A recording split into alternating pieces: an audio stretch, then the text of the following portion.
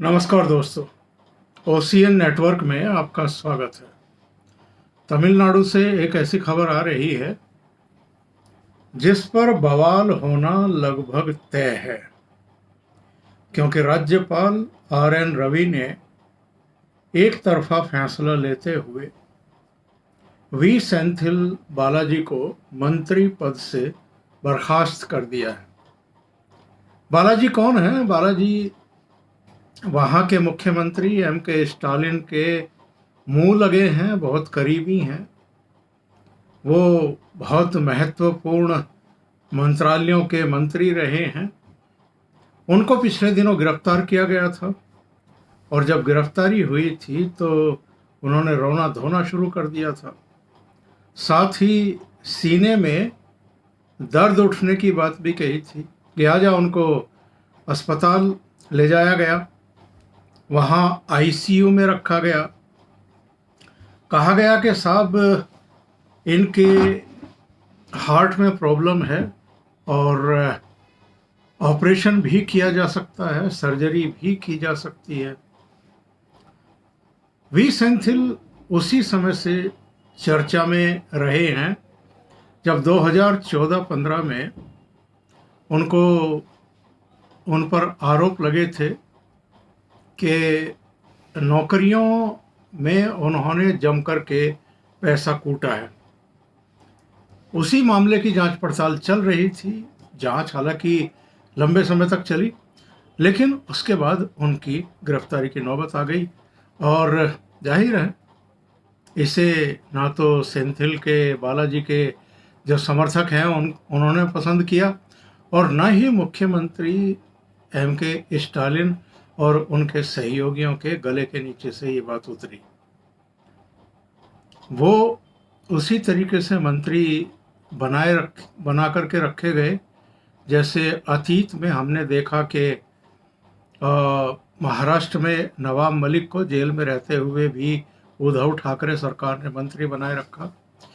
उनसे प्रेरणा लेकर के अरविंद केजरीवाल ने सत्येंद्र जैन को करीब करीब 11 महीने तक तिहाड़ जेल में रहते हुए भी मंत्री बना करके रखा।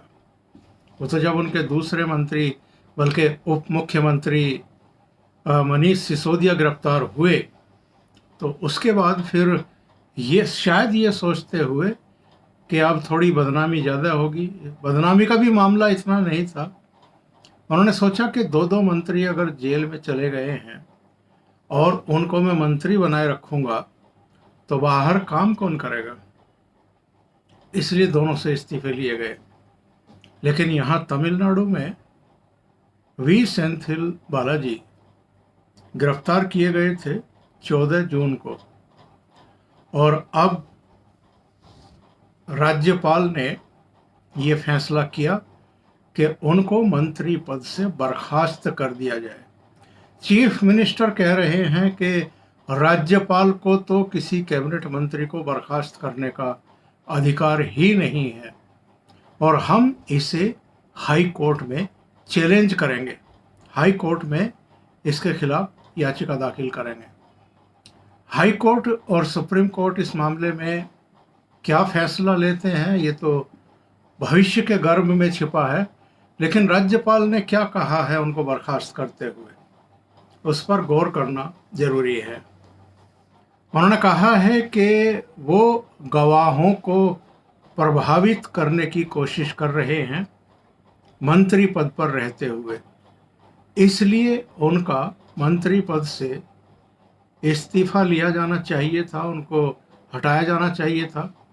चूंकि सरकार नहीं हटा रही है इसलिए उन्हें बर्खास्त करने का फैसला लिया गया है। आर.एन. रवि एक्चुअल में पूर्व आईपीएस हैं। वो 2 पूर्वोत्तर राज्यों के भी गवर्नर रह चुके हैं। इसके अलावा पूर्वोत्तर के एक राज्य में जो अशांति थी उसमें वो समन्वयक थे केंद्र सरकार और उस राज्य के बीच में वार्तालाप को लेकर के। सिरे नहीं चढ़ी बात अलग बात है और उसका ठीकरा भी RN रवि के सिर पर फोड़ा गया था।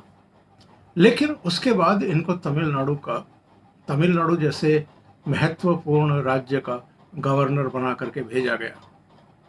और मुझे लगता है कि MK स्टालिन और RN रवि के बीच में आपस में ट्यूनिंग बन ही नहीं पाई, दोनों में तनातनी चलती रही और बहुत सारे मुद्दे हैं। चीफ मिनिस्टर पहले भी आरोप लगाते रहे हैं कि कम से कम 20 विधेयक ऐसे हैं जिन पर राज्यपाल ने समय रहते दस्तखत नहीं किए, मंजूरी नहीं दी और उनको लटका करके रखा।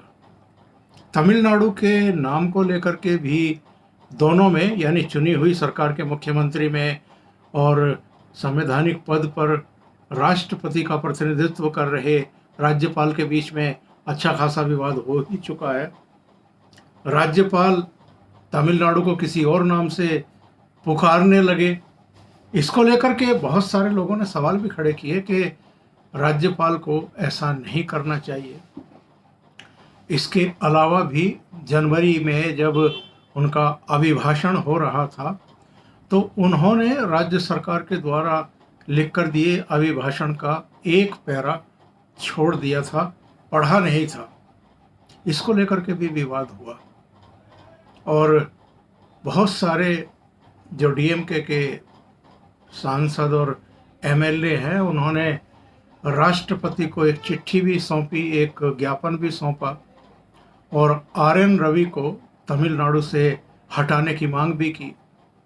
लेकिन ऐसा लगता है कि केंद्र सरकार भी इस मामले में ठीक उसी तरीके से चुप है जिस तरीके से हमने अतीत में पश्चिम बंगाल में जगदीप धनखड़ जब राज्यपाल थे और वहाँ की मुख्यमंत्री ममता बनर्जी, दोनों के बीच में जिस तरह से विवाद होता था और बहुत सारे ऐसे टकराव के बिंदु रहे, विषय रहे जिन पर राज्यपाल और मुख्यमंत्री के बीच में बहुत तनातनी रही।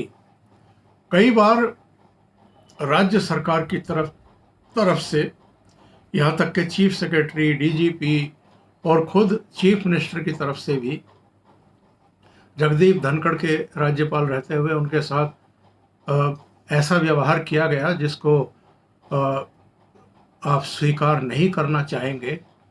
इसके बावजूद जगदीप धनखड़ वहाँ जमे रहे और वो अपने जो बिंदु थे, अपने जो उनके फैसले थे, उन पर भी टिके रहे।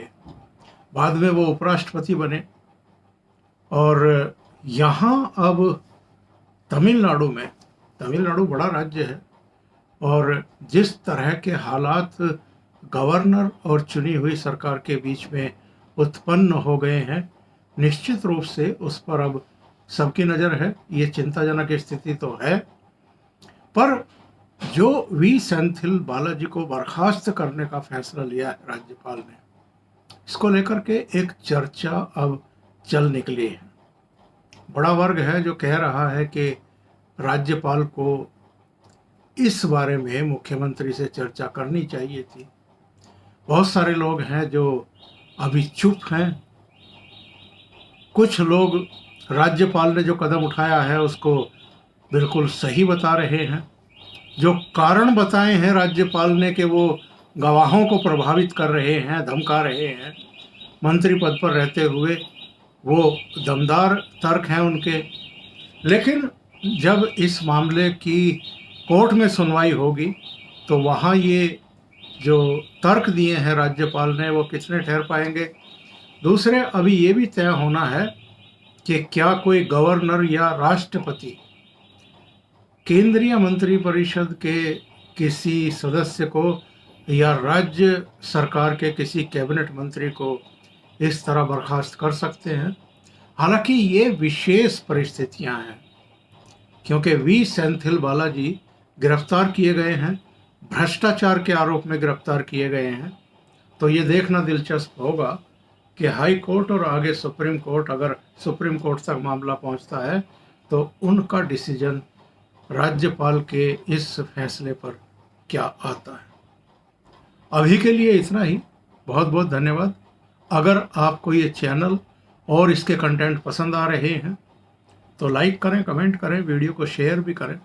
अभी तक अगर आपने ये चैनल सब्सक्राइब नहीं किया है तो सब्सक्राइब कर लें और साथ में लगे बेल आइकॉन को दबाना ना भूलें, ताकि आगे आने वाले वीडियो और उनके नोटिफिकेशन आप तक पहुंचते रहें।